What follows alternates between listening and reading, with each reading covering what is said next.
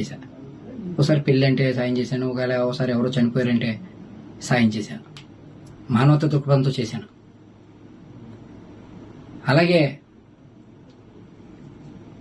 అది ఆసరాగా తీసుకుని వాళ్ళు మళ్ళీ నన్ను పెద్దగా డబ్బులు అడగడం మొదలెట్టారు. మళ్ళీ బ్లాక్మెయిల్ చేయడం మొదలెట్టారు.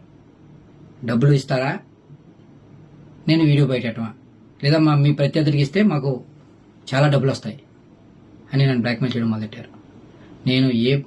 నేను ఎటువంటి నాకు సంబంధం లేనివాడిని మీకెందుకు డబ్బులు ఇవ్వాలి, నేను డబ్బులు ఇవ్వను, మీరు ఏం చేసుకుంటారో చేసుకోండి, అవి కూడా మానవతా దృక్పథంతో మీరు అడిగారు కాబట్టి మీకు ఇచ్చా, నేను మాత్రం ఇచ్చే పరిస్థితి లేదని చెప్పడంతో సరే అయితే మీ రాజకీయ ప్రత్యర్థులకు ఇచ్చుకుంటామని వెళ్ళిపోయారు. అలా కొన్ని రోజులు నాకు మెసేజ్లు పెట్టారు, చాలా నెల రోజుల వరకు పెట్టారు. సుమారుగా 6 నెలలు నాకు నరకం చూపించారు, చాలా రకాలుగా వేధించారు, ఎన్నో రకాలుగా ఇబ్బంది పెట్టారు. తర్వాత నేను ఎప్పుడైతే ఏమన్నానో మీ ప్రత్యర్థులకు ఇస్తామని అన్నట్టుగానే ఆ వీడియో పట్టుకెళ్ళి ప్రత్యర్థులకు ఇచ్చారు. నమస్తే అందరికీ.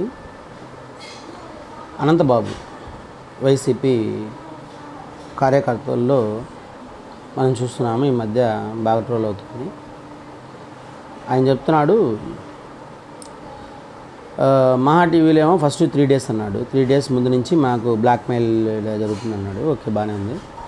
నెక్స్ట్ దీంట్లో వీడియోలో వచ్చి నాకు 6 days నుంచి జరుగుతుంది అన్నాడు, బాగానే ఉంది. ఒరే నేను ఒక మాట అడుగుతాను రా మిమ్మల్ని, ఒరే గాలిముండా కొడక అనంతబాబు, దరిద్రపు ముండా కొడుకులు మీరు మెయిన్ భూప్రపంచం మీద వరస్ట్ ఇన్ నేచర్లో మీ వైసీపీ లీడర్స్ బాగా నిలబడుతున్నారు. అబ్బా ఎంత దరిద్రపు నా కొడుకులు నేను భూప్రపంచం మీద ఆడచూడ. ఇప్పుడు మీరు సమాజానికి ఏం చెప్తున్నారో నాకైతే అర్థం కావట్లేదు. నువ్వు రౌడీలను పెట్టి చాలామందిని కొట్టించినావు అంట, వాళ్ళే ఈ వీడియో లీక్ చేస్తున్నది కూడా. నీకు అర్థమవుతుందో లేదో? రే జపాన్ అనంతబాబు బెగ్గరబాబు, మీరు డబ్బులున్న దొంగతనం చేసి సంపాదించిన డబ్బురా ఈ ప్రజల దగ్గర మోసం చేసి సంపాదించింది. మీరు కష్టపడినాడు కాదు, నేనేది దానదత్తం చేశాను అంటే నువ్వే బయట పెట్టుకున్నావు. ఏమని, అయ్యా మా ఊళ్ళో నాది ఇట్లా తీసి దాంట్లో పెడతాను మర్యాదగా డబ్బులు అని చెప్పి బెదిరించాడు. తర్వాత నేను అట్ట కాదు అని చెప్పి వాళ్ళకి కొంత డబ్బు నేను ఇచ్చాను అంటే ఒప్పుకున్నట్టే కదా అర్థము. నీ అసలు విషయం ఏంటంటే అక్కడే తెలిసిపోయింది, నువ్వు ఒప్పుకున్నట్రా గొర్రె, కొండ గొర్రె. మీరంతా మైండ్ లేని నా కొడుకులు ఎక్కడెక్కడి నుంచి వస్తారో నాకు అది అర్థం కాదు.